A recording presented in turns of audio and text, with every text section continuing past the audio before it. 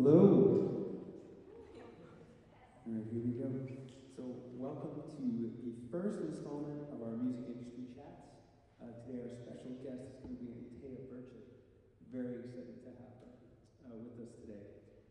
But before we bring her out, I'm going to introduce you to my fantastic new colleague that just kind of organized and set this whole experience up.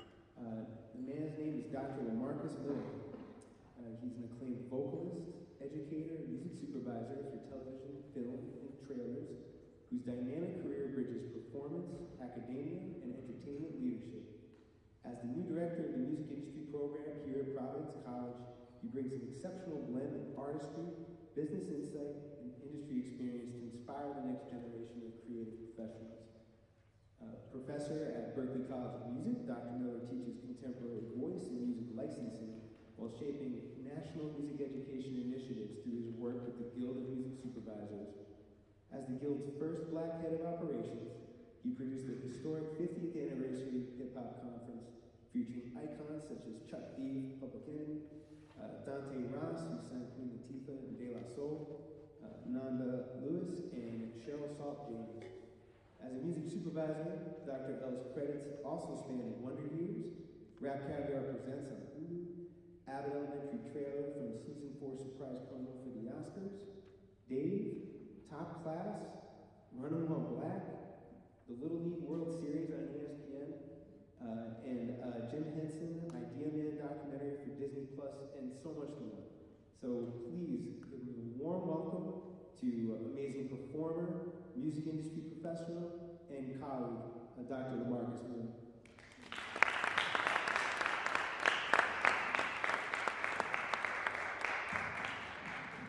Hello, everybody. I brought a friend. So we're going to talk a little bit about Antea.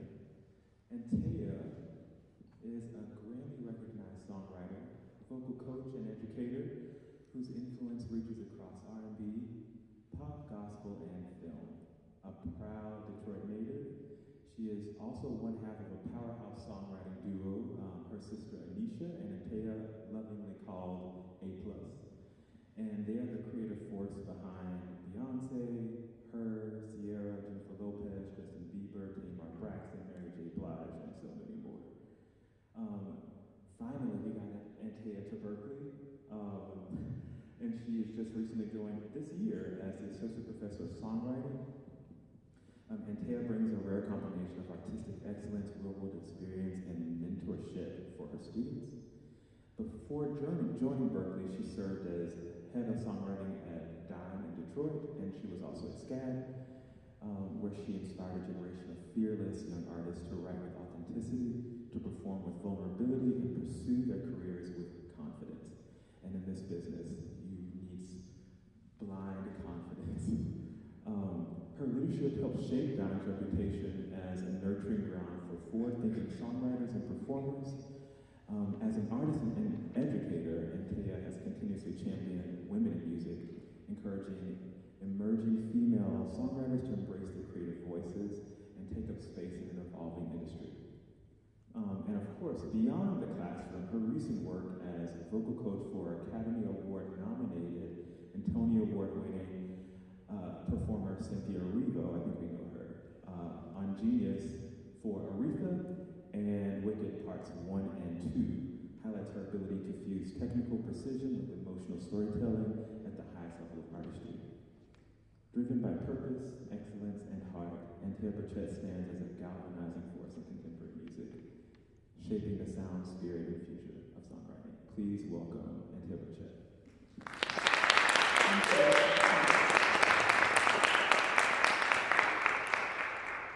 So I just read most of your resume, but if you could introduce yourself to the audience in a way that goes beyond your resume, how would you describe who you are and what drives you? That's a really good question, because what tends to happen with this type of career and all the things I've done, you sometimes can get lost in all of that and lose your actual identity, and who you are becomes, what you've done. So that's why it's an interesting question, because now at this big age that I am, I've been able to actually get a better handle on who I am away from that. I'm a daughter, I'm a sister, I'm an aunt. I love anything that's beautiful, fireworks, flowers, nature. I'm very much into natal charts, which you know. And I love to be involved in anything that's creative. But what I also recognize is a part of who I am is all of this. So that's how I would identify. And what drives me is pretty much everything I just said. It's being able to experience the beauty of life, of art, of music, of people, and to be able to share everything I've done and everything I've experienced with young artists, young creatives that are walking this road that I started walking at this point, I don't know, 30 years ago maybe? Has it been? Yeah, maybe 25, 30 years ago. So what drives me is being able to have the opportunity to help young creatives get to the space that I've gotten to with less bumps and bruises and way more knowledge as opposed to, learning it the hard way, getting it out the mud. So as a songwriter, well, before we get to the songwriting piece, let's just set the stage. A single great song isn't just a hit. It can generate millions. Am I right? Right? And that defines careers. It opens doors and presents uncountable opportunities. And until you've done that. So can you kind of take us behind the scenes on how those songs start and what makes them resonate so powerfully? Yeah, I think it's inspiration and creativity meeting devices and methodology. I think as young songwriters, a lot of times they'll approach songwriting like it's a diary entry, and I put all of my feelings on these chords and these intervals and these melodies, and then it ends up becoming not as relatable as it could be because we kind of forget the basics of writing a simplistic and repetitive melody that is easy to remember, easy to repeat. Somebody who's not even a singer can hear it and sing it back. Same thing with the lyrics. It's great in verses to tell your story, but then also remembering when you get to the chorus, having some sort of hook element so again it's repetitive and memorable. And I think that's some of the elements of what makes great songs resonate. Or if you analyze, for instance, anything within the top 25 songs on Hot 100, you can pick out different melodic types. You can pick out different songwriting devices that create balance and, tension and release so that the listener really can grab onto multiple parts of the song. And I think we sometimes miss that in songwriting. It's just, I want to write a story about my feelings as opposed to learning the devices to make sure that the masses, no matter what the demographic is, it'll resonate with them. You just remind me of the term we use a lot called a hook. Yes. What is a hook? A hook and a chorus are different things. So sometimes if you hear, singer-songwriter type music, people tend to call the center part of the song a chorus. But in my opinion, I feel every chorus, no matter what the genre is, should have hook elements to it. And a hook is something that's catchy and memorable. If you think of physically what a hook is, it grabs you, pulls you in. That's what a hook is. And I think every song should have something in it that you walk away and can repeat, whether it's just the title or the melody or something. Gotcha. So songwriters remember that when you present your songs. I'm curious how many hooks we'll hear. So I teach a little course here called Intro to Music Business, where they learn about copyright law. I'm going to throw a question at you, business kids. What are the two types of copyrights that are look, John, what are they? Publishing and the master. Yeah, the publishing and the master recording. And as a songwriter, which side might Antea sit more on? On the publishing side, right? So Antea, talk to us a little bit about publishing deals with some of these artists vocalists and splits, all the things. Yeah, I'm just gonna say that publishing for J-Lo, publishing for Bieber, splits. Okay, so the thing about top 40 artists, let's see, how do I want to word this? So a lot of times you'll look at the track listing and you'll see, for instance, Beyonce's name is on every song as a writer. No, she's not writing these songs. However, there's a food tax, you get the opportunity to write with these artists, and they take 10%. I think one of the only artists I ever wrote for that I actually never was in the room with was Mary J. Blige. I've never met this lady, ever. Our publisher was shopping the song, her label liked it, and she recorded it. But when you look at the credits, her name is there as a writer. That song was written in, 2000, 2001, and was shot 10 years later. I hadn't met her. I still haven't met her. So on the publishing end, splits, when it's bigger artists, most of the time they're fair. I haven't run into any scenarios where I'm like, oh, so yeah, I'm just gonna take 50% of the song. So it is fair for the most part. But I've always tried to keep a minimal amount of songwriters in the room, because obviously the person who does the music, they automatically take 50%. And then I would try to keep it myself and Anisha as the only writers, the only top liners, so then we split the other 50%. And then whatever, the artists, they take 10, so then me and Anisha would walk away with 20 apiece, they would have 10, the producer would have 50. Yeah. So just to give that context, when we're talking about mass recordings and publishing, they don't work like trademarks where you have an executor who owns everything. It can be divided into pieces. And this is where I really care as a music supervisor, because if I want, Gone Away by Her, which is the song that Antea wrote for her to win her Grammy, and I want to license that, I need to know who owns it and contributed to the intellectual property. So do you remember what your split is on Her? Maybe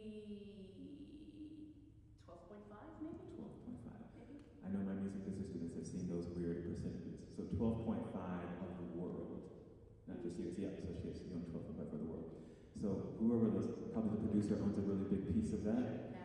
That means if I clear a song, I have to go to Antea and get a permission. So if that song cleared for, let's say 20,000 aside, 20,000 for the master, 20,000. Let's just start 25,000 for the master, 25,000 for the publishing. 12.5% of 25,000 on the publishing is what Antea would make, right? Well, here's the kicker too, because at that time I was still signed to UNPG. Oh God. So, which is what stopped it stops us from being able to do sync, because a lot of music supervisors did not want to deal with a big company. They wanted to. Back then. Okay. Yeah. So it was like, I may take 12.5%. But once we got to the point where we recouped the advance, they were only taking, I want to say, 3.5% from each of us. Okay. So I would get 12.5%, but then I would have to subtract 3.5. And then on split sheets, every single split sheet that I filled out said my name, the name of my publishing company, and then Songs of Universal. So they were on every split sheet while I was signed, and same thing as when I was signed to Rodney. He took a part of the publishing. Speaking of Rodney, Dark Child, Jerkin. Yes. Who is this man? Right? I don't think that. And how is he impacting your career? Are you guys familiar with Dark Child? The name at all? No. Okay. So he still does production now, but he was one of the biggest R&B and pop producers from the mid-90s all the way up until, I would say, it started kind of coming to a little slow rumble around 2014, 15 was when it kind of, but he was the first publisher that I was signed to. And it was wild because I was a church girl from Detroit, Knew nothing about any business, anything. But my dad would always say, you know, it's great that you can sing, but you need to be able to write songs. So when the opportunity arose for us to sign this publishing agreement, we did. Was not the greatest deal. And it ended early because it wasn't working out. But under Rodney, that was when we worked with Beyonce and Tamia and Sierra. And it was mind-blowing. We signed the contract at the end of 2005, so around fall 2005, and by February of 2006, I was at Sony Studios in New York in a 3-week songwriting camp with Beyonce. It was wild. I was 25 years old. And that was the moment where everything changed. Everything changed. It was very wild. I'm letting that sit. Right. I think whenever something positive like that happens, like a life-defining moment, which you will have many of, one of my favorite quotes is, you know, this is for all of you kiddos out here, the happiest you have been is not the happiest you will be.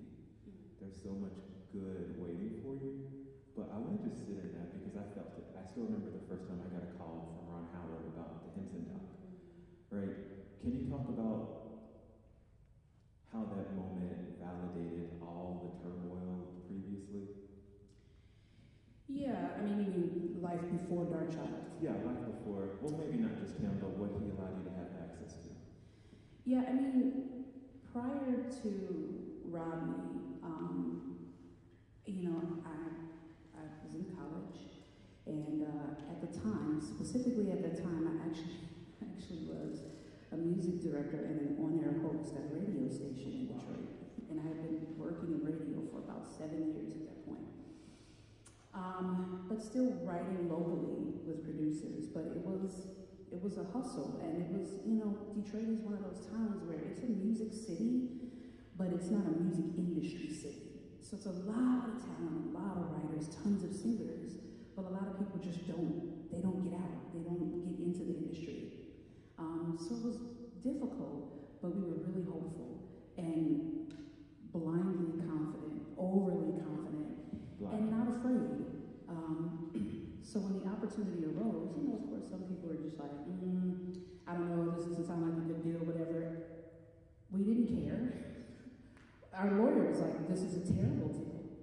It's terrible, but I think we should sign it. And we were like, I agree, because it was kind of those once-in-a-lifetime moments where you can be afraid and say, you know, a lot of people are like, well, if you get Rodney Jenkins to be interested in somebody else, well, I'm not going to take that chance. This is an open door. That's a huge open door, and I've never had one this big. I'm going to walk through it, and we'll just figure it out along the way. It literally changed everything. It was a rough deal. It was a rough ride, but I don't regret it, and I would not change it at all. So we talk a lot about that in our music business course, about there aren't any bad deals, it's just deals that don't make sense for your overall trajectory. Right, so whatever you lost, if you lost, did you just get bad splits or like very low splits on some of those songs? Yeah, I mean, so the way that a proper publishing deal works, you work with everybody and then your publisher shops the songs. That was not what Darkchild was. We were the girl writers. We were a part of that camp, and we were not allowed to work with anybody else. It was just Rodney and his producers that he brought in.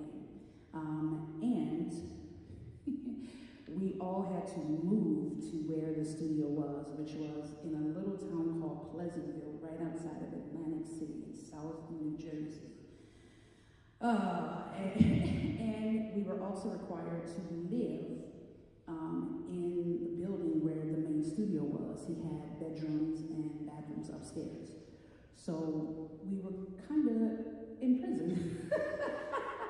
But we were, you know, and we would work all day. He would come to the studio, and the way he would wake everybody up is he would go into the main room and turn on the huge speakers and blast it, and it would shake the whole building, and we knew we'd run downstairs.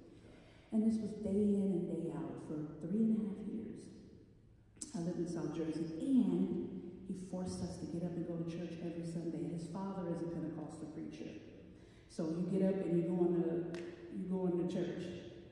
Sir, you had us up until 4 o'clock in the morning. Service is at 10. That was it. He made everybody get up and lock the doors, and we had to go. It was a really wild experience. It really was. But even in all that, no regrets. I would not change it. And is that where you met Kelly? Yes. Yeah. So you'll meet Kelly. Kelly's a very good friend of ours. Kelly Nicole Price. She wrote Deja Vu for Beyonce. And I had the honor of playing it for her. I'll have to bring her. I'll just play it. So cool, yeah. And I can't get enough for Tamia, which is like the sort of line dance song that's really popular right now. Mm-hmm. So, just imagine being in a room with those two and all their stories. We had a good time with that. Yeah. So, shifting a bit to you becoming a vocal coach. Now, many do not know this, that Antea started off with an opera career. She started studying classical. Tell us about that. Yeah, I studied at Wayne State University in Detroit, and was there on a full ride to study opera. I did classical music all through high school, and then I auditioned for this college, and they gave me a scholarship for all 4 years to do opera. But 6 semesters in, it was right before my junior recital, I lost my voice. And what I found out later was I was supposed to go through some sort of voice therapy and what have you, and it didn't happen. They just took the money, and that was it, and I had to change my major. So it was almost like a divine intervention, because that was not the path that I was supposed to take. Ultimately, I left Wayne State because I did change my major to recording and mixing engineering, and then about a semester in, realized that the classes weren't going to overlap. So I essentially was going to have to start over and pay out of my pocket. Wasn't happening, so I left. And then I went on a long journey to figure out what happened. How did all of a sudden I go from being a singer and singing opera to barely being able to talk? And of course I went to, voice doctors, otolaryngologists, did a lot of scoping, watching my vocal cords, all that. And did a lot of self-study, and then finally started to realize what was going on. In the midst of me doing that, my friends who were still studying opera, and then also friends who were artists and singing R&B and pop, started saying, listen, I'll pay you $40 if you just sit with me for an hour and listen to my voice and tell me what you hear. That's how I started coaching. This was never the plan. It was not. But also, I've always lived the kind of life where when a door opens, yes. Like, okay, yes. Do you want to? Yes. Can you? Yes. I'm going to. And I did. I left college, was broke, and I'm like, okay, you're going to pay me $40 to listen. But then what I started realizing was the same ears that I used to write music and play the piano could also hear the health of vocal cords. So I was able to listen to singers and say and ask an assessment of questions. Are you doing this? What are the medications? And figure out what was wrong. And that's when my company Teach What I Know started, where I just started taking on clients and vocal coaching. While I was gunning for that #1 record, because I was going to be a songwriter, and then all of a sudden it just turned into something that that was never on my radar. Never. That's very crazy. wild. So crazy. So I found out the last time I interviewed Antea a lot, so we're friends. That Genius, I'm not sure if you've heard of the series Genius. So Antea was working on season 3 Genius with Cynthia, and then when I heard that, I was on season 4 of Genius with Malcolm X and Martin Luther King, coaching the woman who was playing Coretta Scott King, because where did they shoot? Oh, I wasn't even there. Yeah, so I was in LA recording the artists, because they had to be SAG or a bunch of stuff, and then teach them the aria.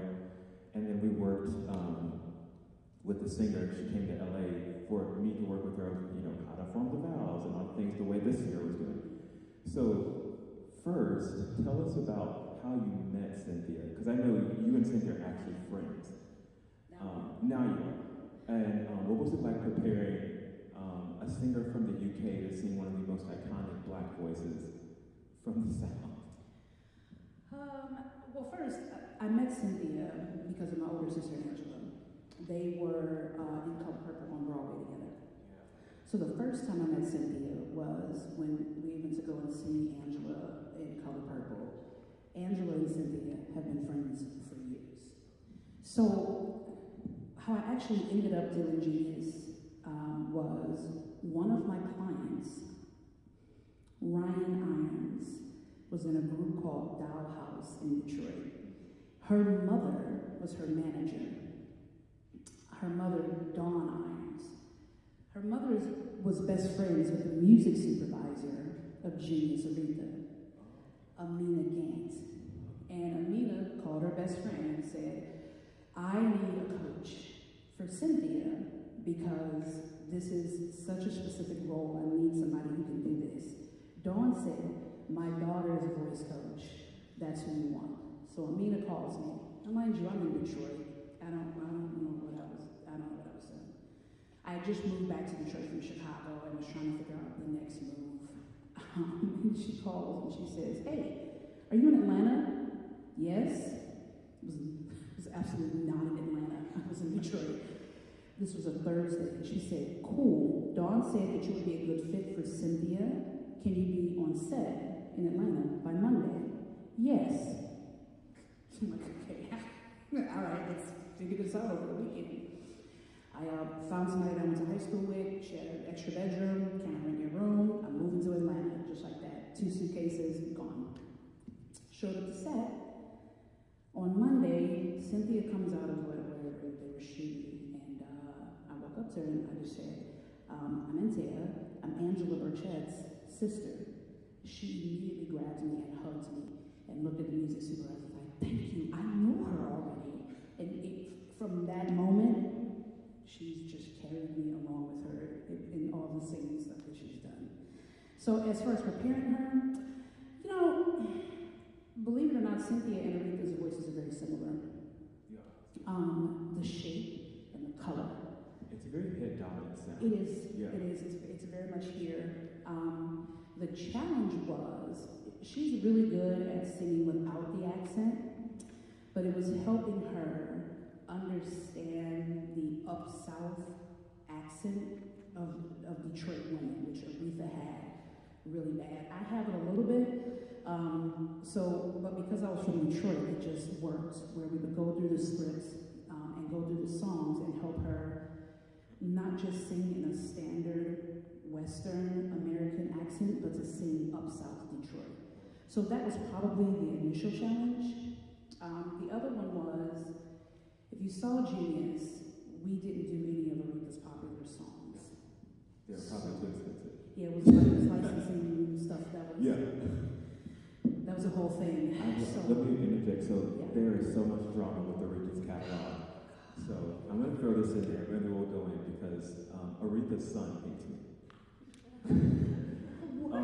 So we were licensing Mustang Sally by Wilson Pickett. Okay. One of Aretha's writers, she owned a small label, Bob Rice. I'll never forget this. I was working on the Wonder Years season 1 finale. Oh, wow. And he thought, Ted White, the son, that he owned 50% of the world.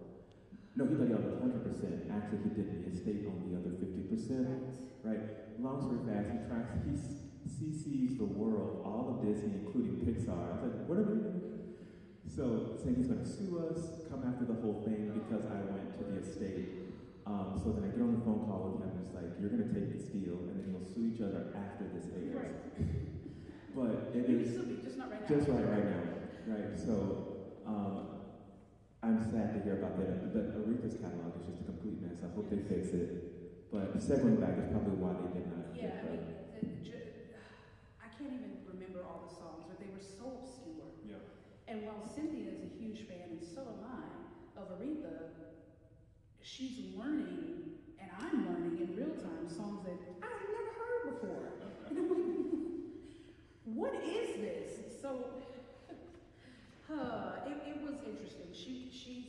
lot of time frustrated during that because some of the songs that were chosen were very intricate. A lot of very pingy, high or belty, high moments, a lot of riffs and runs. And while Cynthia can do riffs and runs, it's not always her first choice. Aretha, all over the place. So that was a big part of our work too. Drilling runs, listening to things in really small pieces, and me singing the run. Now listen to the run. Now you sing it back. Do it again. Do it again. Do it again. Now put it in the phrase. Now do two phrases. Now, and it was tedious, and we would spend hours. How do you train vocal? Because I mean, I teach pop and R&B. Yeah. How does one train? Obviously, she can do that well, but like putting together a run that's just not pentatonic scales, right? How do you help someone do that? Slow it down and treat it like a melody first. Slow it all the way down on the piano, or if there's no piano, but sing the run really slow as a melody. Okay, and it could have 7 notes. We're gonna sing it slow, all right? And then we'll figure out, is this triplets? Does it come straight down in 8th notes? And then once we get what the actual melody is, then we speed it up, speed it up, speed it up, speed it up, until we actually get it to be a run. Tedious work, tedious, but doable. I'm glad, because so I have a lot of crazy students at Berklee, and they all want to bring me Tori Kelly. Yeah, And it can be taught, but do we have to? We have to. So I was like, I'm literally at home just like, how do you even get to this key from wherever that is? Especially the Tori Kelly song where she's doing Is it the Stevie choir? Wonder? Oh, not the Stevie Wonder. the Don't You Worry About a Thing. Yeah. When students bring it to me, I say, no, I was like, I don't have the let's do Paper Hearts by Tori Kelly. That's a little bit more mild, so I can handle that one. Or Language by Tori Kelly. There's only one run. But the Stevie Wonder one, first of all, most of that I can't sing back to you. Yeah. I can't do it, so no. We're going to figure about it. Let's not, okay? Oh gosh, okay, so we're teaching Cynthia all the runs. What, from working with a voice like that, what do you feel like you contribute to this voice to keep it in shape? Because as we know, we age, we go through like a second puberty, especially, as cis men.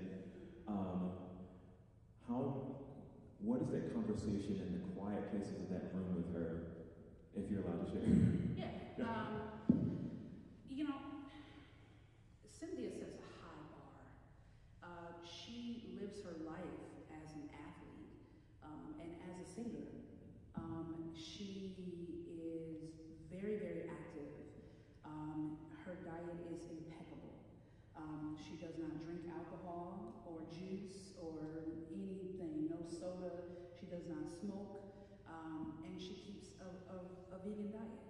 And this is all for just being a singer, or just This is just her, being Cynthia, because she's done other roles outside of singing roles, and I don't know if you've seen some of the other stuff, but she's had moments where she's had to be very athletic in some of these roles. So the way that she lives her life really serves what this is. So it does make my job easier. Being able to help maintain what's happening. Now, post-Wicked, because there's been a lot of moving around and all that, she will get sick often, where she'll catch a cold or what have you. And we don't train together often, but I always know when my phone rings and it's Cynthia, I already know she's either sick or hoarse. And this is where our relationship is now, where she's on this road doing all these things, and I act to, try to keep that together. But she makes it easy because she takes really good care of herself. Singers, please start wearing scarves, and we have to force them to wear scarves and jackets. So, where's Elizabeth at? There she goes. That's what voice teacher extraordinaire. Scarves and water. Scarves and water, yes, so she calls you because y'all did such great work on Genius that she's like, I just got Wicked as Alphabet. What was that conversation like? Where was I living? I don't know, I've lived in so many places. Where was I? I was living in Florida. I was still in Florida. I don't know why I went to Florida, but I was living in Florida. And I saw the announcement that she had been cast as Alphabet, so I reached out. Just sent the text, all caps, lots of emojis, spazzing out, just, oh my God, I'm class is crazy. So she sends me a voice memo. Thank you so much. Do you want to do this with me? I beg your finest pardon. What? So first of all, it took me probably 10 minutes to respond because I'm screaming like, this girl did not just ask me to do this with her. Yes, of course. And she said, okay, great. We're not going to start shooting till the end of the year. It'll be in London. It'll take us about a year and a half, 2 years. You'll come in and out. So you'll be on set, bring you to London. When I'm singing, you'll stay in London. And then when I'm just doing regular shooting, you can go back to your business. And then fast forward to November of that year, I was on set in London. Wild. So you actually saw Oz. Yeah. I walked through the forest and the yellow brick road and sat in the dirt in the forest areas. It was all real set. It was all built. Saw the train and Oz and the big golden head. Yeah, all of it. Life-changing. I want to see the head. It was life-changing, truly. So how, we're vocalists in here, we have voice teachers, who we're, preparing, primarily Elizabeth, is preparing these students for, concerts and recitals and operas, but how do you prepare a singer to shoot the same thing over and over again? Like, what is that conversation like, and what is that warm-up? The trick with Cynthia, for Wicked specifically, was I wouldn't warm up her whole voice. We would figure out whatever segments of whichever song we were doing, and I would go to the piano and get the score and play through what her lowest notes, her highest notes were, what vowels she was going to be singing those on, and warm her up just in those vowels, just in that range. And what I found was it gave her more longevity. I wouldn't blast her voice all the way open because then she would tire faster. So I would get her really warm in the area that she needed, and then she could shoot the same scene 10, 12 times without getting overly tired. We would have some moments where, especially during Defying Gravity, mainly because she was in the harness, so that was taxing on her, where I would have to go onto the set and tell John, hold on, give me a minute, bring her down. Here's her assistant, bring her some warm water, let's do a cool down real quick, give her like 20 minutes, and then listen to her sing this off of the harness and reset and make sure she's good. If she's good, she can keep going. If she's not good, we're done for the day. That's why she hired me to do that with her, was to keep her voice safe. Because Cynthia will say yes, and we'll just go and go and go until she's hoarse. And she didn't want that. So she was like, you're gonna have to be the bad guy. So if you're listening, because I was being cans the whole time, and you would hear her singing live on whatever part of the second row, and I would hear her directly in my ears so that I could really monitor if anything was slightly different. I would go on set and tell John, and then just give me a minute to fix it. So. Oh, that is so cool. Now the voice teacher in me is coming out. So this idea around support or appoggio, I'm not sure if our singer folks know what that word is, to lean against, appoggiare. But just to give you a sense, when you sing, diaphragm is a flat muscle attached to the bottom of the ribs that lowers when you inhale and ribs expand. Now, I'm really teaching, right? Support is keeping the position of inhalation while you sing, right, for as long as possible. So you have to train these involuntary muscles, the intercostals in between the ribs, and to keep that diaphragm low. So how does one do that flying? That had to have been my proudest moment as a voice coach, because the actual costume, even without the harness, was a big binding. It was a corset. She always was in a corset. But then when it was time to define gravity, it was a corset and then the harness that was strapped really tight right at the bottom of the ribs, where the diaphragm was restricted. So we had to really make up something in real time, because they put her in the harness and she sang through it a few times, and you could hear the diaphragm struggling. You could hear. So what I did was I changed where she was breathing first. Where she was breathing, where she was inhaling versus, she had one moment where there was she had to do a barrel roll, so that was forward, and then a moment where she turned this way. You could hear those motions, and it was in really melodic moments of the song. So it's like, okay, you're gonna have to, while you're silent, take a really long, low breath in, and you're gonna have to do this whole phrase through that motion. You cannot try to catch that breath because that's when we're gonna hear it.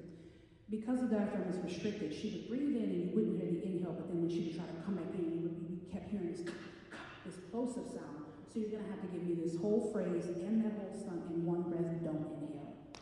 30 feet in the air. Oh my God. And in my mind, I'm thinking, you know, I'm gonna look really stupid if it doesn't work. It works. It works. To the point where she was able to shoot that. I don't even know how many times we did that. She did it over and over and over again, flawless, because of that one change. And then also, it was the thought of, you know, she's what I call kind of a flat-foot grounded singer. Well, that was gone. There was no so it was a matter of me explaining to her the same thing that you're doing when you're standing and you get this kind of bent over, bear down position where it's like curled toes and you're really rounded. You're gonna have to bring that same type of muscle tension, but just use your calves and your ankles. So it was a mental thing for her. You are still grounding, but you're gonna have to ground within yourself. You're gonna have to make it as if your feet and your ankles and your calves are the ground. And then fix that breath and we're good. And she did it. And we all were like, I was surprised, like, oh my God. It worked! So yeah, wild. That was a wild moment. So that was part one. What can you tell us about part two? Not much. I can't tell you much. What can I tell you? No good deed is going to change your life. That's what I can tell you. By far my favorite song of all the songs that we've done. Oh my gosh, amazing. Are y'all done? Have you already gotten your tickets? Have you gotten your tickets? Can we get them yet? Let me get those tickets. Well, they already said it's pre-sold. Yeah. It's like, yeah, I just posted that, I think yesterday, where it's been the biggest pre-sale in 2025. Yeah, it is. oh gosh, let me just let that, that's a lot of information. I'm still just imagining her flying around. So Wicked is done. Y'all wrap that. You shoot Forever, shoot part 1 and 2. Then she does this, you know, I forgot what the term is. She's the MC for the Tonys? Or the Emmys, or is that Emmys or Tonys? It was the Oscars. Oh, the Oscars, sorry. The Oscars. And you were on a Zoom chat preparing her for that open Frank Sinatra's Flying Over the Moon. I was on the phone with her all weekend over that Oscar performance because what nobody knows, and I'll just say it because whatever it is now, she was right on the edge of getting sick. On this huge night where she had to sing multiple numbers, one of them was really big, and she was panicking. So the Oscars were on Sunday. Friday, we checked in. I warmed her up fully. We talked about symptoms. We talked about, you know, remedies that she could do to keep things at bay so she could make it to Sunday. And then in real time, like right before the opening number, we jumped on FaceTime. And I just checked in with her, did a few little things to hear where she was. And she was just like, my sinuses are draining. I'm like, okay, so we're going to fix it. Remember, you're breathing. You like to take these inhales to your nose. Don't. You're going to kick that mucus back. You're going to start choking because it was live. So I'm like, you just keep whatever, tuck a piece of tissue, whatever. If you feel a little drip, whatever. But you can't. Don't toss that back. And through the whole show, she comes off stage. Something happens. FaceTime. I'm like, where are we? What are you need something hot to drink? Blow your nose. Da da da. The whole entire show, I'm watching, checking, and watching. Yeah. So that was me and her that whole night, and I couldn't really enjoy the Oscars because I was like a mom, like, oh God, I just don't want you to choke on snot. So it was a wild weekend. But what was crazy was she did that final number as the credits were rolling. She got done, got in the car, FaceTimed me from the back seat, and was completely hoarse. I said, okay, I don't know. I blew my nose and I went outside and got in the car and she was like talking like this. She was like so happy. She said, "You saved me because I barely made it." So yeah, that was that the last time that I did something? No, she was something else. She what was the thing she just did in LA? What is it called? Oh, Jesus Christ Superstar, yeah. Yeah, same thing. Same thing. Oh gosh, how was that? It was great. I obviously I didn't get a chance to see the show, but we were able to warm up and she'd sing through the songs for me. But then over the weekend, I saw people posting online of the performances. I was like, oh God, this is. I live in a dream world that I get to train this type of voice, and that she depends on me in these big moments to make sure that she can survive whatever it is she's agreed to. So, you know, she's like we're kindred spirits in that matter. Where can you be here? Yes, and she'll just say yes to everything, and then sometimes she'll wear her voice out, and then call me to fix it. If we all had an Antea. Oh, you know, that's what they say. You know, she released an album. There are a lot of thoughts about the album, but I'm curious, do you plan on ever writing anything for her? You know, that is a great question. Those two worlds have never crossed between her and I. She knows that I'm a songwriter. But if I had to call it, I would say that she wants to keep me to herself in her vocal world. And she's like, no. She's like, yeah, okay, yeah, I know you're right, whatever. She won't even accept songs from me. So I think she wants to just keep it separate, which I'm perfectly fine with. I listened to the album. I love it. I can't be objective about it because I love Cynthia. So if she could, you know, sing into a straw and beat a shoe on the door, and I'd be like, yes, give her a Grammy. I love the album. Let's see. I want to take the next 10 minutes, maybe less than that, to take a few questions, and then we want to get the singers ready for you. Okay. Do you have any questions? Is that Maddie? Yes, it is. Stand up and be really loud, Maddie. So I guess I was just wondering, so how did you end up meeting Rodney and getting your foot in the door? I guess. That's a good question. How I met Rodney. And this is a question I get often because there's such a jump in the story. You know, I was in Detroit and I got signed.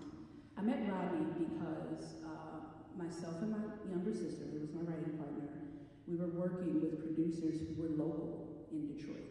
Okay. One of the producers' names was Chip Dixon. He was a piano player and an organist. And he was working within this writing camp that we had created in Detroit. Stay with me. This is why networking is really important. So Chip had to play at a gig, and he had to play at a church service in Virginia. So he goes to Virginia to play organ, and lo and behold, the guest speaker, remember I said earlier, Rodney's dad is a Pentecostal preacher. The guest speaker was Rodney's dad, and Rodney was there. So Chip's amazing organist, I mean, you know. So afterwards, Rodney goes up to Chip. He's like, yeah, I'm looking for this girl in Detroit who sings, and he says some name. And Chip is like, well, I don't know who that is, but I know this girl named Anisha, who is my little sister. And here's something of her singing. He hears Anisha sing, gives Rodney Anisha's number. Rodney calls Anisha. Now, Rodney calls Anisha while we're in choir rehearsal. I'm all the way in the alto section, she's in the soprano section, and you know, classic Detroit girl. There were still flip phones at this point, so we had a good slam action. So random number, picks up the phone in the middle of choir rehearsal. Wasn't supposed to be doing that.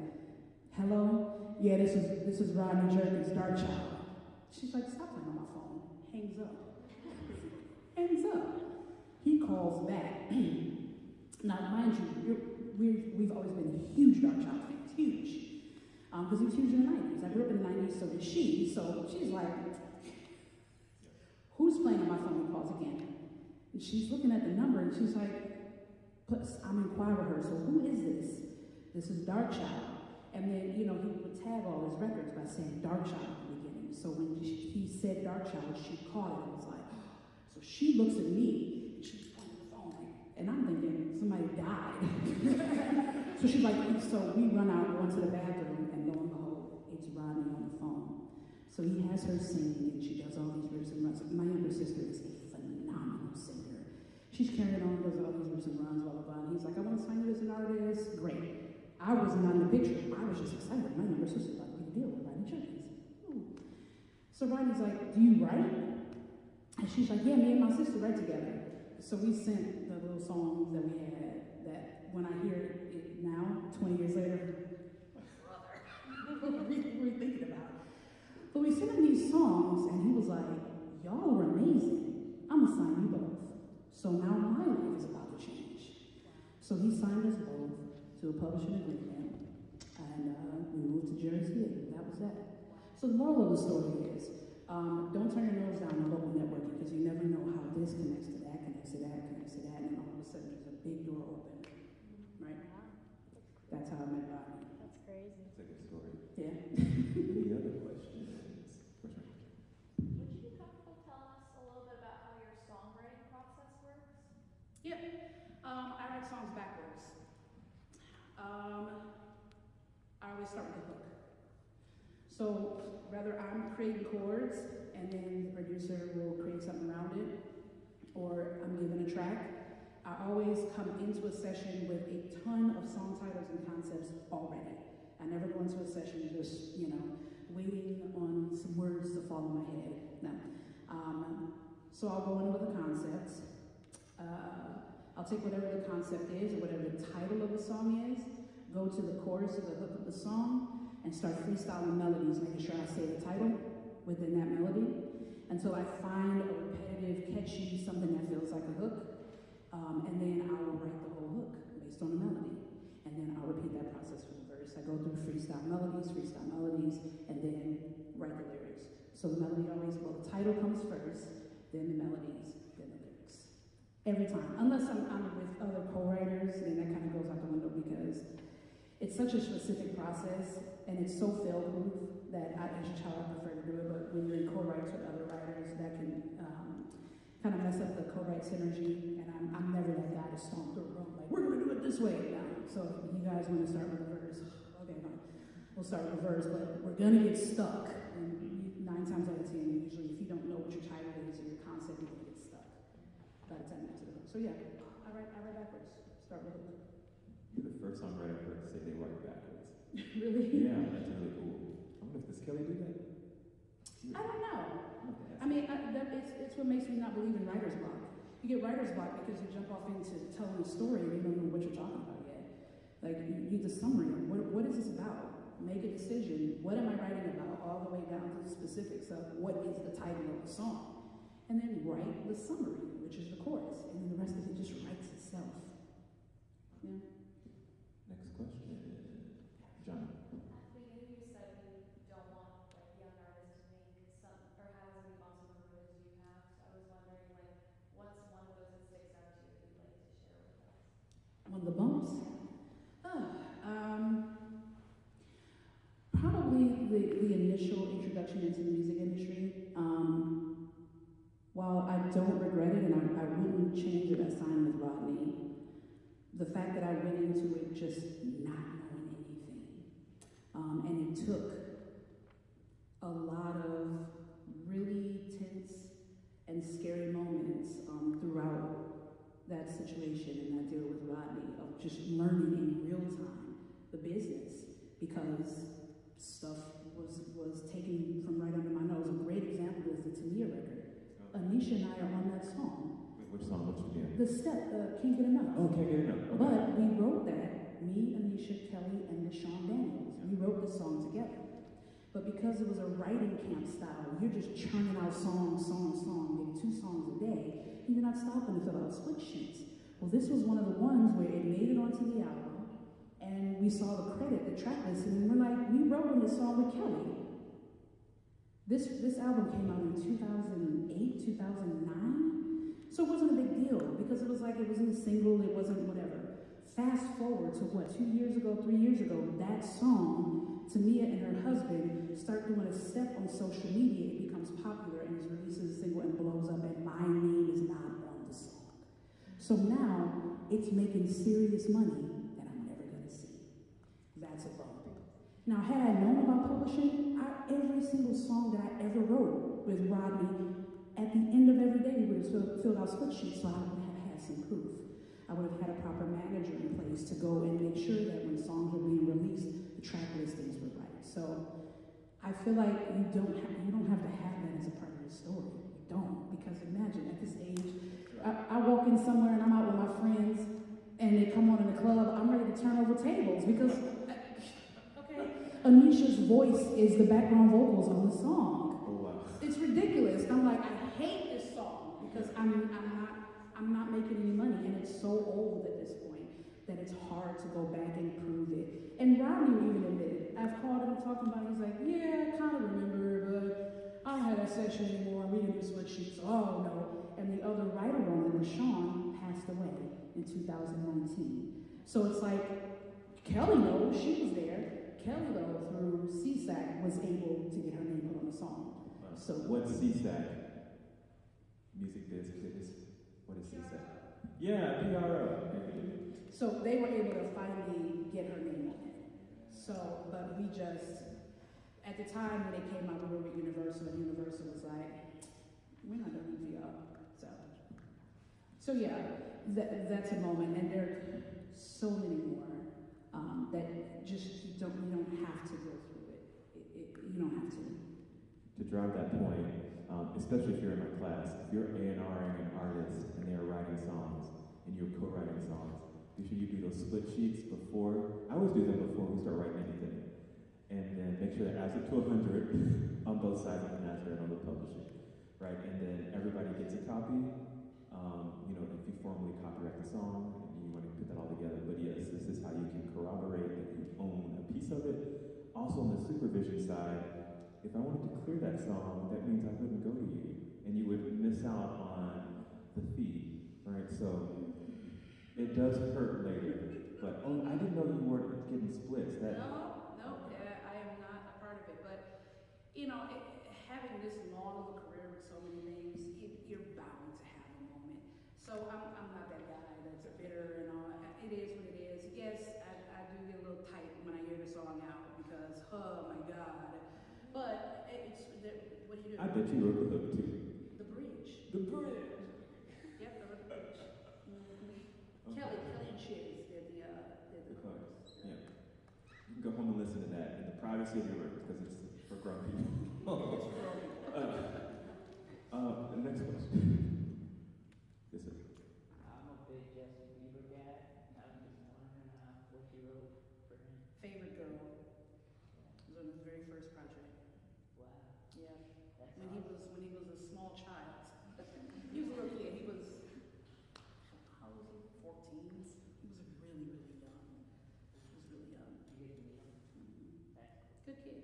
I mean, I don't know his name now, but he was great. But he was a kid, so he was like really just energetic and excited, and it was a fun session. That's really cool. Well, let's hear some singers and their original songs. Let's see. Bill, where are our 3 songwriters? I know John is here, and there's 2 more. Okay, songwriters, who are you? I know John. Who are the other 2? You 2, and then who wants to paper, rock, scissors first? Let's go. John is going to go first. Everybody,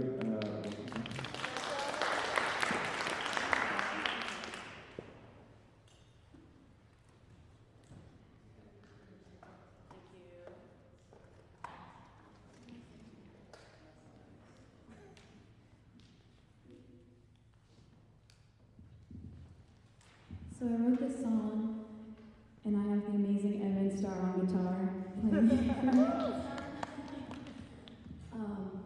It's about,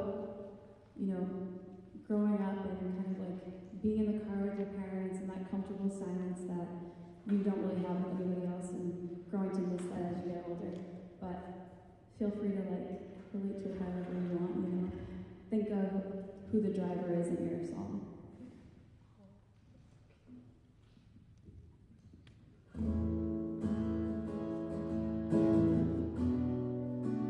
Ba-da-ba-ba.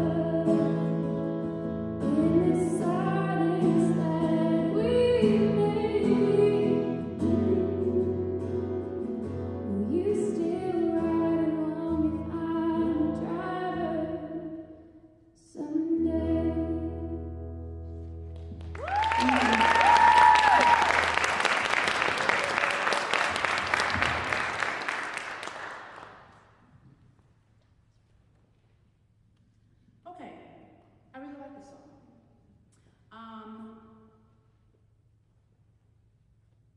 You've chosen to call this song Rear View, yeah?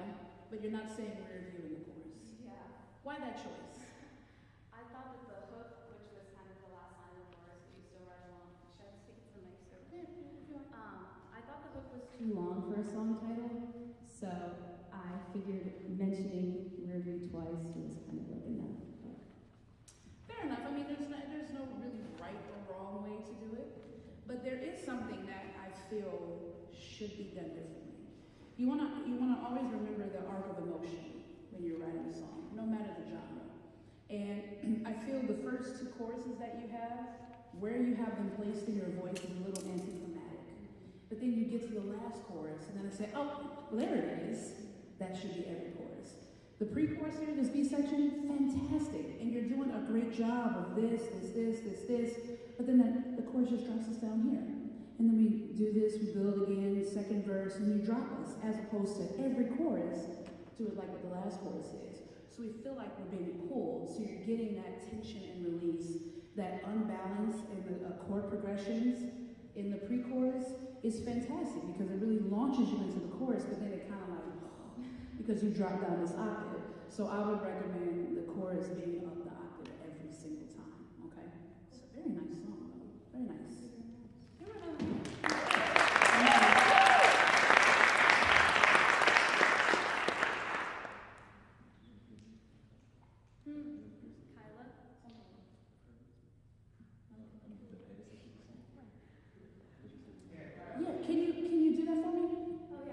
Acapella. Sing it. Sing. Yeah. Give me just a pre-chorus into the chorus.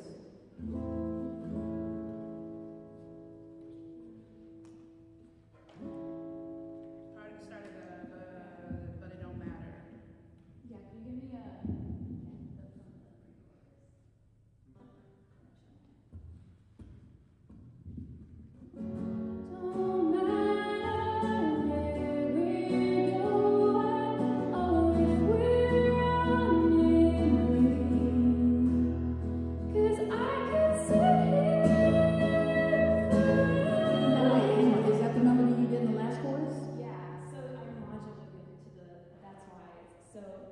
So then adjust the melody so that it's not quite that high. Okay. So stay within the realm, but bring it down a little bit because that's a bit too far of a jump. So right here in real time, adjust that melody. So we just the tail end of the pre-chorus and go into the chorus again.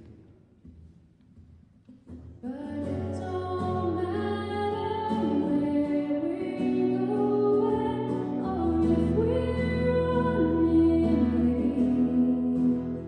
'cause I could sit here forever in this silence that we made. And then I would go, Yeah. you still riding on Yeah, the that's fire. fine. That's fine. But try it one more time. Do it a cappella though. Okay. Without the guitar. Without the Go ahead and try it and give me a different approach at the top of the chorus. Okay. 'Cause Give me the pre-chorus first. okay. Sing into But it. it don't matter where we're going or if we're running late. 'Cause I could sit here forever. Yeah, go back up. In this silence that we've made, will you still ride along if I'm the driver Yes. someday? So this works a lot better. Now, hopefully you remember that when you're recording this. Okay. This is a good change for this chorus, and every single chorus do that. Now, I don't know how you plan to record this, but another help along here would be the arrangement. So obviously you would keep it pretty down in the middle for your first verse and the chorus, and then maybe the second chorus you have some background vocals, you do some stacks or some harmonies, that sort of thing, so that the goal is always here. We're trying to, and same thing with the bridge.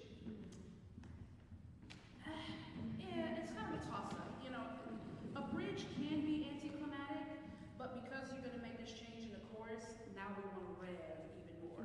And as far as where you place this melody, it's a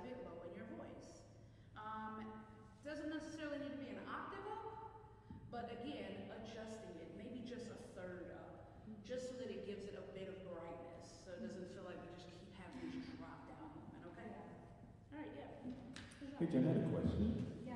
So, just kind of curious, between E and B, natural, have you explored any more chest-dominant sound? Sorry. Have you explored a more chest-dominant sound? With this song, Or in certain areas, not the whole thing? throughout the whole, yeah, and I like brought it up a little bit more, Gotcha. yeah. Can we play something really quickly? Put your mic down. That's what I'm doing. I'll go too. So Yeah. I just want you to call. I'm gonna go. Whoa! Whoa! Go a little higher. Whoa! I want that sound. Yeah. Yeah, we're missing that because when you record this, we're gonna want a new color, right? It's when we want the text to mirror what the vocal gesture is, right? Da da. And da da. You want to try it? Sure, yeah. Can we do the last verse?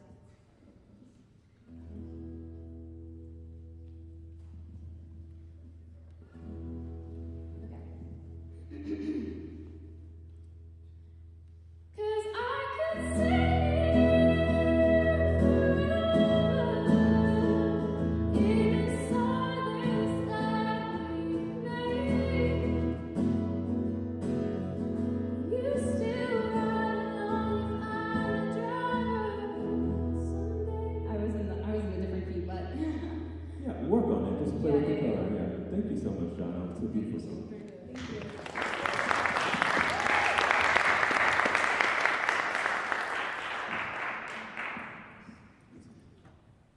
They've already decided.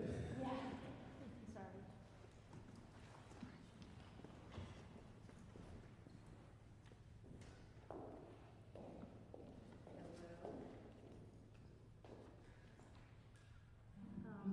So for those of you who don't know me, my name is Kyla.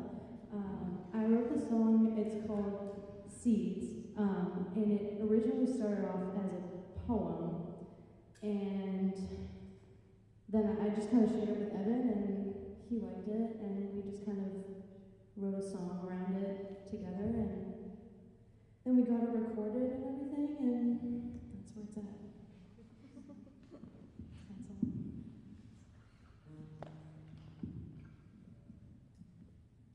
Once upon a time, there were two seeds planted in the ground, a lily and a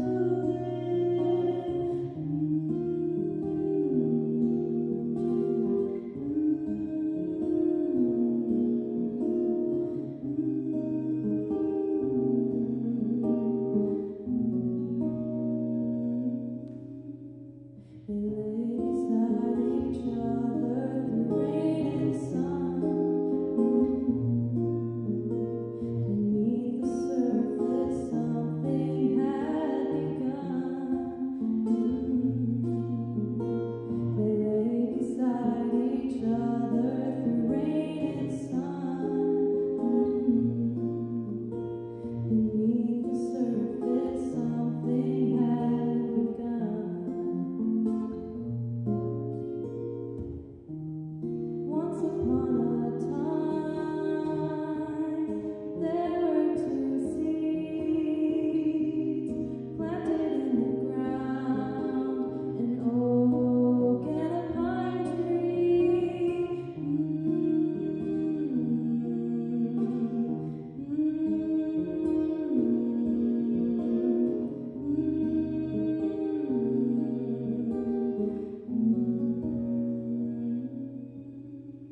They lay beside each other through rain and sun.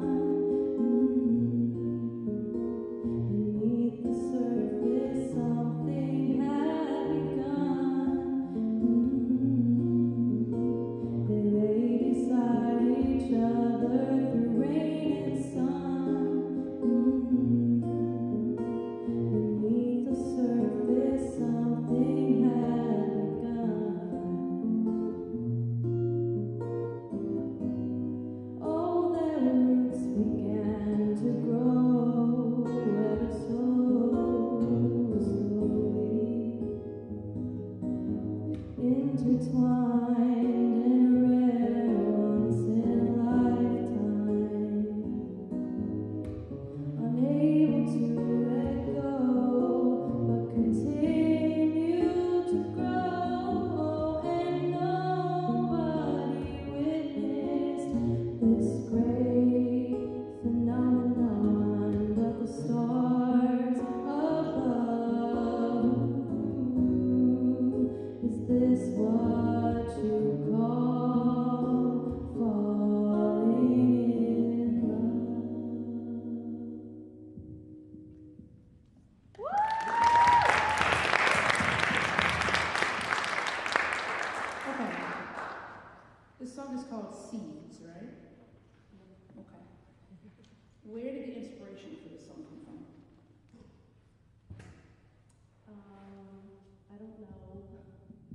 Okay. I don't know, I feel like I get a lot of my inspiration from nature, like in general. Like whenever I'm writing, I kind of think in metaphors that are more so in nature than anything else. Okay. So you've taken a story about two seeds. You said a tulip and what's the other one? A lily. Tulip and a lily. And you're using this as an analogy, sounds like, for two people falling in love, that sort of thing. Got it. Okay. What is the chorus of the song? They lay beside each other. Sing it one more about it. They lay beside each other through rain and sun. Beneath the surface, something had begun. And then just Okay. Did you create these chord progressions? Yeah, she had a voice memo, and it was like octaves on the piano, and then I just kind of made up my chords.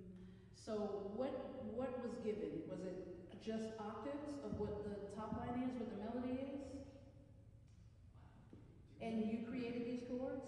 Yeah. And you filled it out? Okay, so here's the thing. These are some fantastic chord progressions, all right? Some of the junctures, as you're swishing from section to section, amazing. And I think we've missed an opportunity here with this melody on the top line, okay? You're using a lot of what we call 1-2 step and static melodies, where it's either just one note changing rhythmically or 1 to 2 notes going back and forth. Meanwhile, this canvas has been created for you to really, really, really move this. Now, unless you're intentionally writing a melody to be opposite of the lyrics, which could very well be the case, I feel if we're talking about nature and two seeds and flowers and it's evolving into love, the melody has to feel like it's growing because we're talking about seeds. And do you know what I'm saying? yeah. So I would challenge that melody mainly in the chorus, okay? So let's play the hook, play the chorus, and sing it the first time around the way that you've been singing it. And then the second time around, I want you to try either a 1-3-5 melody structure or leaps. So anything above a fourth, moving around, but moving around with then almost the arpeggiation of the chord progressions, okay? Can we try? Okay. So you're gonna sing the chorus regular, first time around, the way it's written, second time around. Let's almost approach this like you're going to do an 8-bar scat in a jazz song, all right? You got it, let's do it.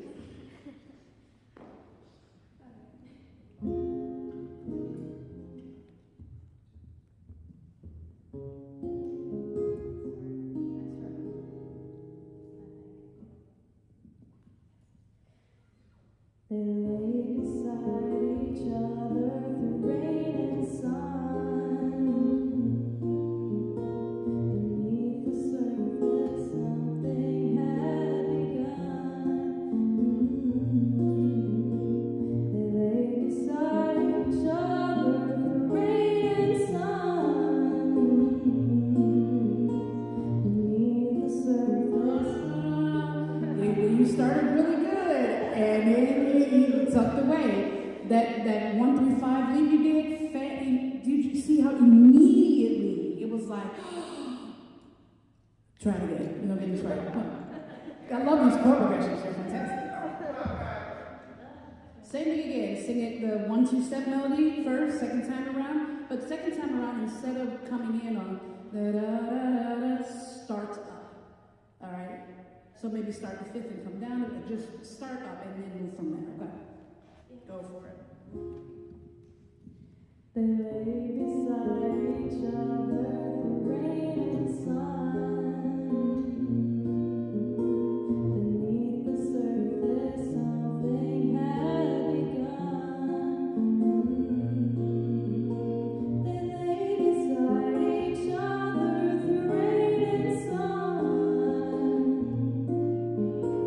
Beneath the surface, something had begun. Yes.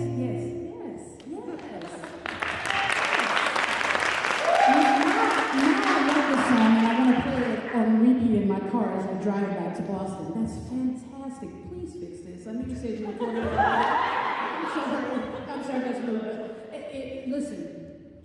Listen. Y'all heard, you hear? Now I'm interested. Before I was like, this is cute. Seeds, tulip, but okay, I get it. Now I'm like, ooh, sing it again. Now I'm a fan. Now it resonates. Okay, please fix it. These chord progressions. This is great. It's good. Very nice. Great. This is good.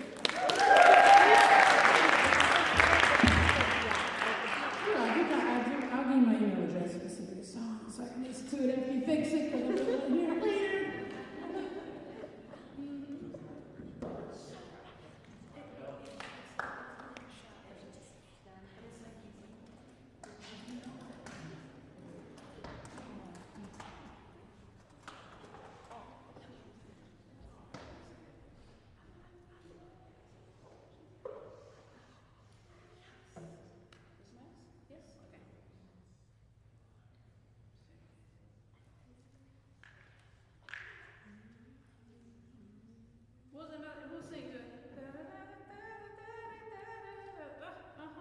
This is what I mean by it's memorable. Now you want to sing it again. Good. Good. Good. How are you? Good. My name's Dylan DiCaprio. For those of you who don't know me. The song I'm going to be playing is called Bo. Bo is the name of my dog. And I originally started writing this song at the beginning of summer, this past summer. And I was like, oh, I love my dog. He's really old. He's probably got maybe a year left. And it took a turn. I think for the better. But I kept the title. It's got nothing to do with Bo. Really, it's in it in one line. But it's really about kind of a foreshadowing to the future. I don't really know where I'm going to end up, where my music might take me. But yeah, I hope to find out soon. So here's Bo. Oh yeah. What's the title of it? Spell it for me. Bo, B-E-A-U.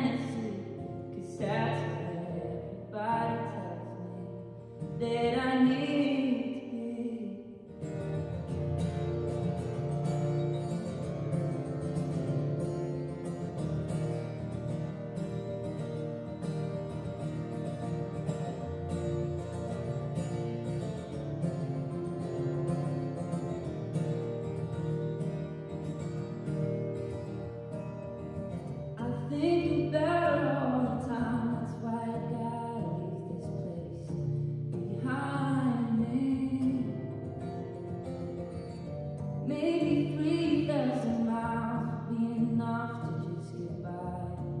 I guess we'll see.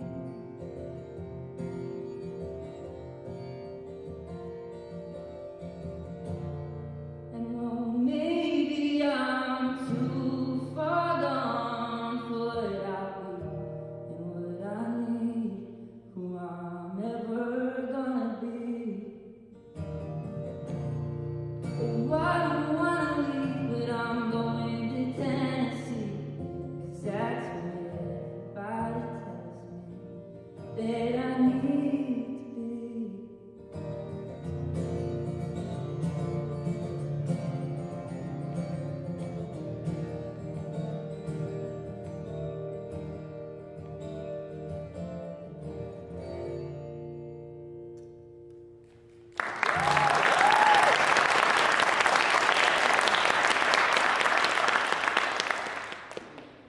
Yeah, this is a really good song. This is really good. I think my favorite part is, well, first of all, the storyline. It's very relatable, which always is a winner.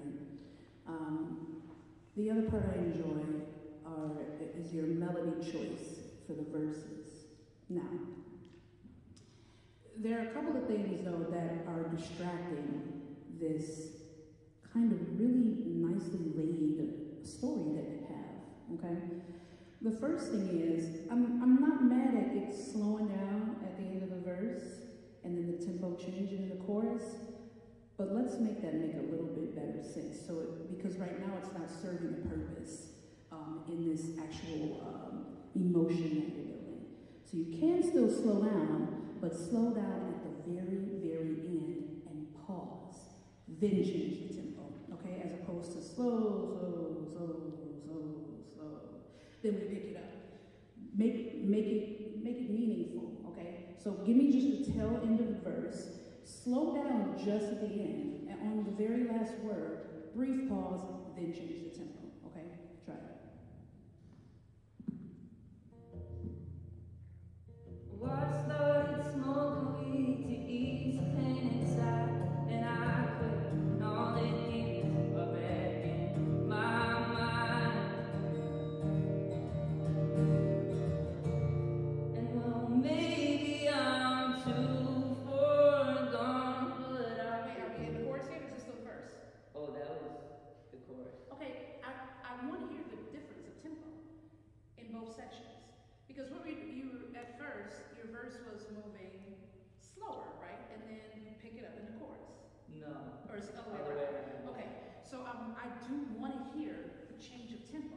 I just want it to be a clean break in between. So still slow down. What's the last two words of the verse? Started smoking weed to ease the pain inside, kind of quit. All the demons are back. This is the last two words of the verse. To give you the last two words of the verse. My mind. My mind, okay. When you get to my mind, slow it down right there, pause, then go into the next section, okay?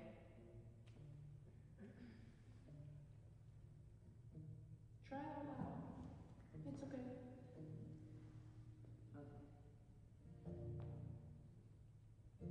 started smoking weed to ease the pain inside, and I quit, and all the demons are back in my mind.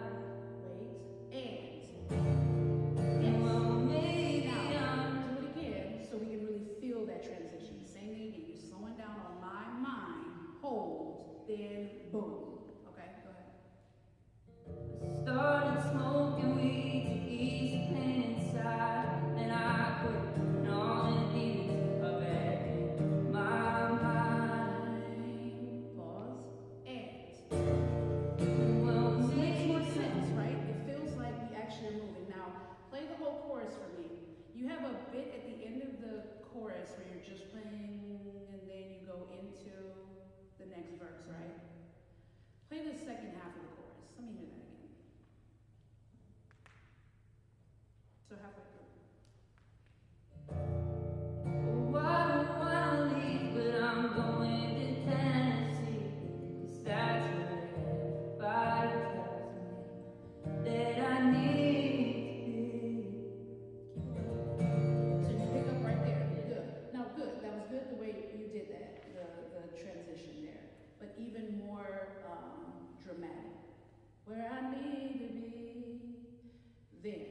go into it. Let me hear that. I need to be. Where I need to be, slow it down, pause, then change your tempo. Where I need to be. Right, now, here's the other thing I feel you should add to this, okay? Because this song feels so relatable and you've done such a good job at, in every section, creating memorable melodies, I feel you need a post hook here. When you do this little break, the instrumental break before going into the next verse, something that is just a syllable that's kind of a chant. Oh,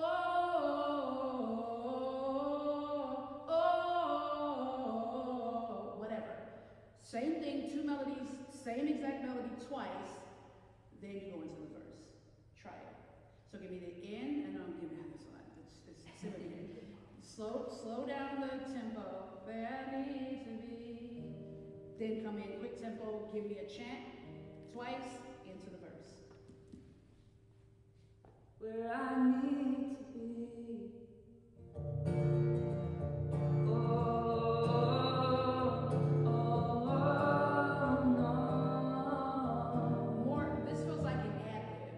I want the moment in the song where when this comes on the radio, that's the part everybody's gonna remember. What's the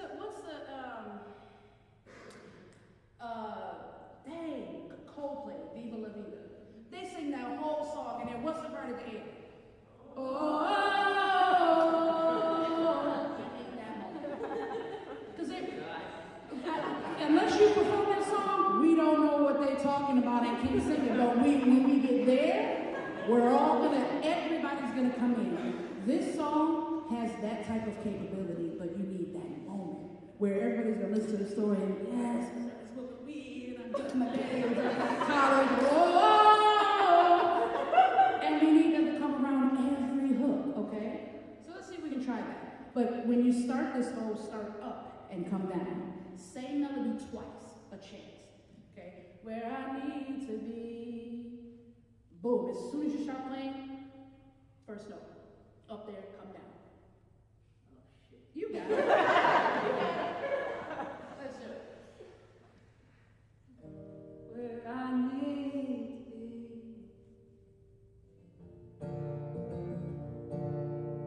I'm just thinking the same thing. So tell me where you're comfortable at the top, because I don't want you to, if it's higher. Oh, Sure, we can go there. Oh, try that.